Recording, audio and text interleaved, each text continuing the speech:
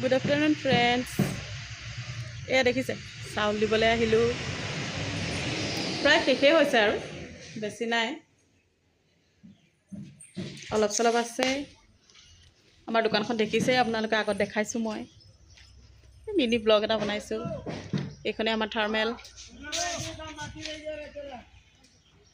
ভিতৰলৈ আছে থাৰ্মেল। গা ধুই দেখিছে সেন্দুৰতে, আইনাখনো ভালকৈ নাচালোঁ, নাকত সেন্দুৰ লাগি আছে। তাৰমানে হাজবেণ্ডে মৰম কৰে মোক নে কি কয়। অকল চাহ খাই আহিলোঁ জানেনে, তাকো সোনকালে। মানে ভণ্টিহঁত আহোঁতে বন এটা আনিছিলে, বন এটা নহয় চৰি, বন আনিছিলে, পপ আনিছিলে, কেক আনিছিলে। তো বন এটা খাম বুলি ভাবিলোঁ, উলিয়ালোঁ।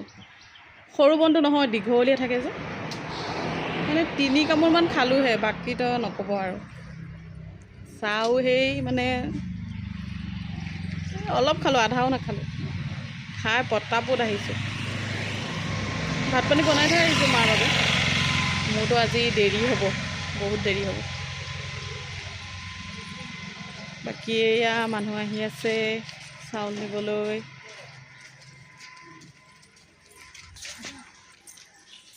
আহক আহক।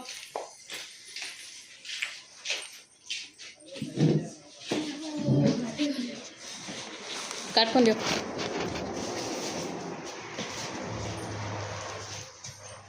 ইমান ফোন কৰিব লাগে নেকি? মাতি থাকোঁ, কালিও মাতিছোঁ। মোবাইল দি চলাই আছিলে। ফোনটো জানাই 3-4 দিন মানে আহোঁ মই। ফোনটো কৰোঁ, আহিব লাগে নিজৰ বস্তুটো নিবলৈ। ফোন মাৰিলে ৰিচিভ নকৰা যে কেলৈ? কেতিয়া ফোন কৰিলা? এতিয়া নহয়, আগতো ফোন কৰিছোঁ যোৱা মাহতো মই। আহিম বুলি কয়, নাহা যে কেলৈ? কামত বিজি আছো, ঘৰ বনাইছো। এইবোৰ ভাইটিটো দেখিছা বদমাছ, এইবোৰ ইমান ফোন কৰি মাতিলেও নাহে। কিমান যে তেল মাৰিব লাগে নিজৰ চাউলখিনি লৈ যাবলৈ।